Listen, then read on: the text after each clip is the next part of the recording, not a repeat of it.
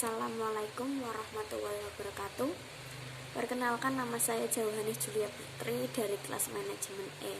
Di sini saya akan menyampaikan sedikit pidato tentang ilmu pengetahuan dan teknologi menurut pandangan Islam. Pertama-tama marilah kita panjatkan puji syukur kehadirat Allah Subhanahu wa taala yang dimana telah menganugerahkan kesehatan dan kesempatan kali ini. Sholawat serta salam kita hancurkan kepada Nabi junjungan Muhammad SAW, yang dimana kita nantikan syafaatnya di yaumul qiyamah. Di zaman sekarang ini kemajuan tidak bisa dibendung lagi. Dunia semakin maju dan semakin modern. Dengan kemajuan tersebut, ilmu pengetahuan dan teknologi semakin maju dan berkembang, bahkan semakin modern dalam Islam. Ilmu pengetahuan dan teknologi adalah suatu keharusan dan harus sesuai dengan pandangan Islam. Ilmu pengetahuan dan teknologi tanpa pandangan Islam, maka akan terjadi kekacauan baik secara fisik maupun non-fisik. Peran Islam dalam perkembangan iptek pada dasarnya ada dua. Pertama, menjadikan akidah Islam sebagai paradigma ilmu pengetahuan. Paradigma inilah yang seharusnya dimiliki umat Islam, bukan paradigma sekuler seperti yang ada sekarang. Paradigma Islam ini menyatakan bahwa akidah Islam wajib dijadikan landasan pemikiran, kaidah fikriyah bagi seluruh ilmu pengetahuan. Ini bukan berarti menjadi akidah Islam sebagai sumber segala macam ilmu pengetahuan, melainkan menjadi standar bagi segala ilmu pengetahuan.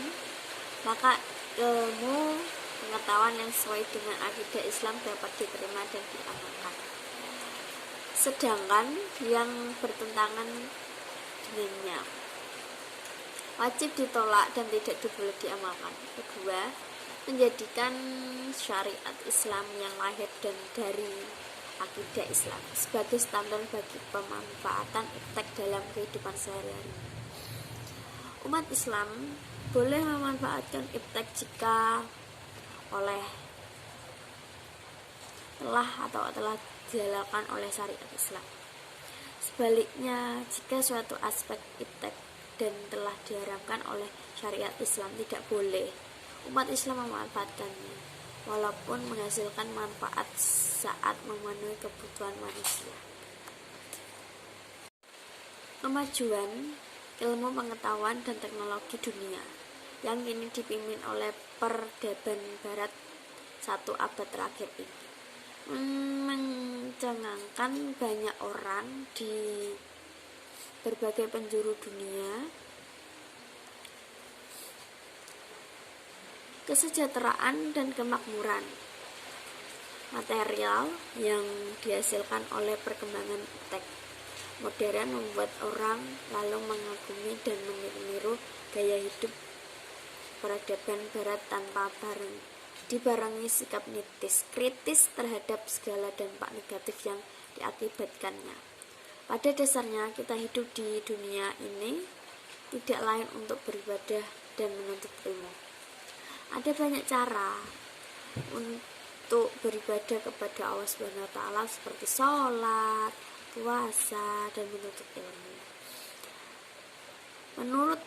Menuntut ilmu itu hukumnya wajib, seperti sabda Rasulullah SAW, menuntut ilmu adalah sebuah kewajiban atas setiap muslim laki-laki dan perempuan. Ilmu adalah kehidupannya Islam dan kehidupannya keimanan. 1. Pengertian iptek dan kaitannya dengan Islam. Untuk memperjelas akan disebutkan dulu beberapa pengertian dasar. Ilmu pengetahuan sains adalah pengetahuan tentang sejarah alam, gejala alam yang diperoleh melalui proses yang disebut metode ilmiah.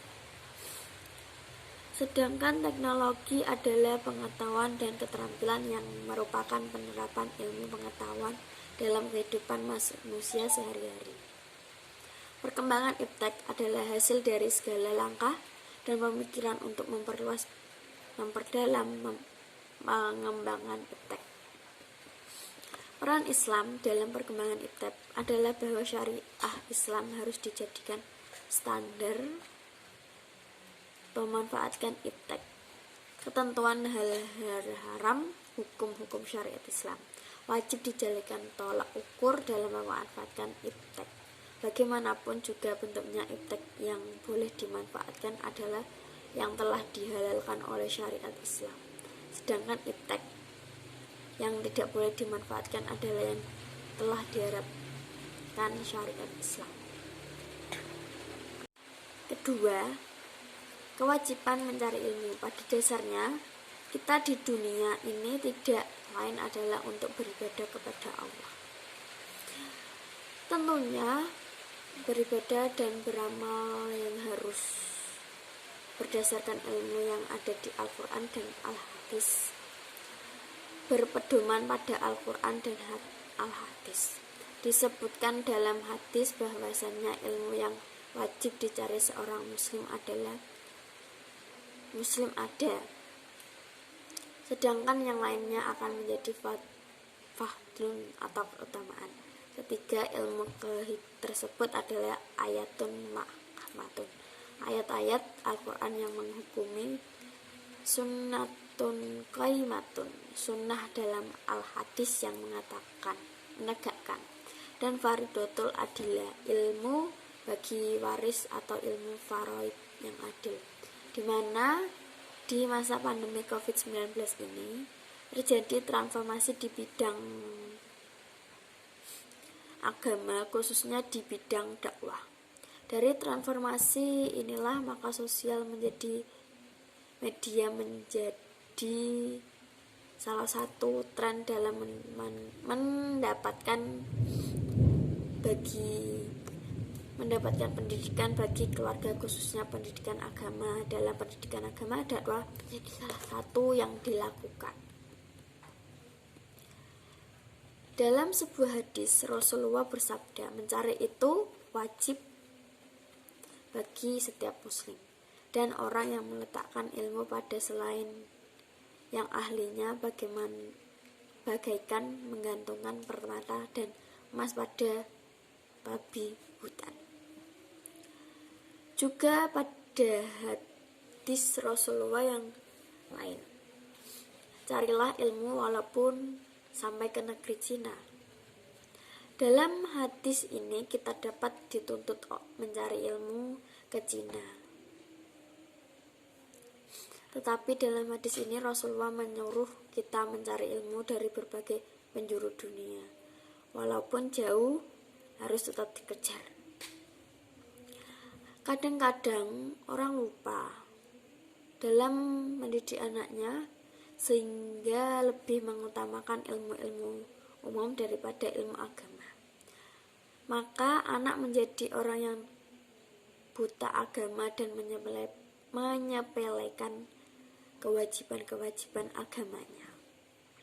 Dalam hal ini, orang tua perlu sekali memberikan bekal ilmu keagamaan sebelum anaknya mengenal ilmu-ilmu hukum.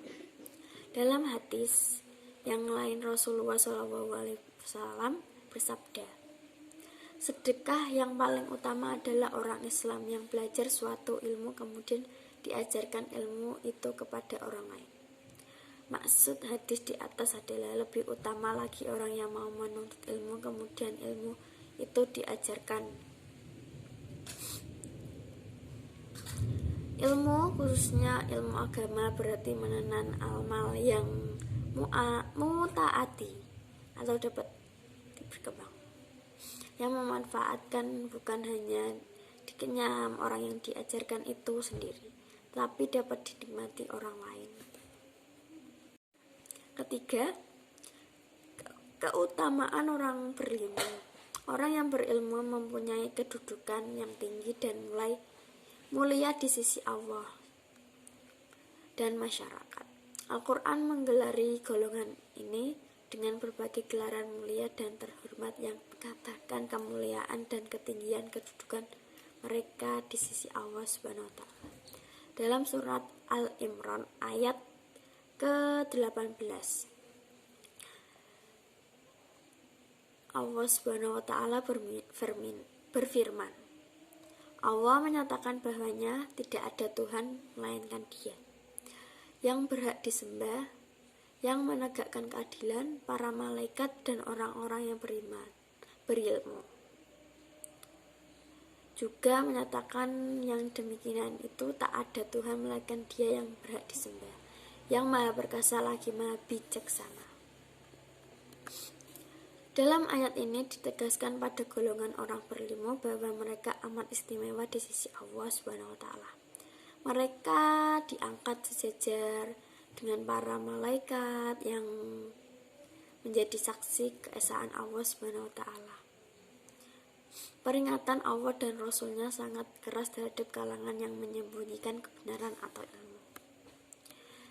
Sebagaimana firman-Nya, sesungguhnya orang-orang yang menyembunyikan apa yang telah Kami turunkan berupa keterangan-keterangan yang jelas dan petunjuk, telah Kami menerangkannya kepada manusia dalam Alkitab. Mereka itu dilaknati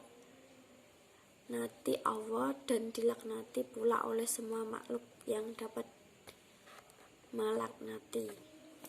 Kesimpulannya, perkembangan iptek adalah hasil dari segala langkah dan pemikiran untuk memperluas, memperdalam, dan mengembangkan iptek.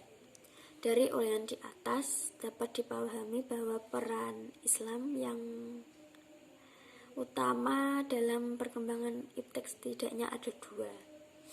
Pertama, menjadikan akidah Islam sebagai paradigma pemikiran dan ilmu pengetahuan. Dan yang kedua, menjadikan syariat Islam sebagai tanda penggunaan iptek. Cukup sekian ceramah singkat dari saya. Kurang lebihnya mohon dimaafkan kalau ada tutur kata yang salah. Wabillahi taufiq wal hidayah. Wassalamualaikum warahmatullahi wabarakatuh.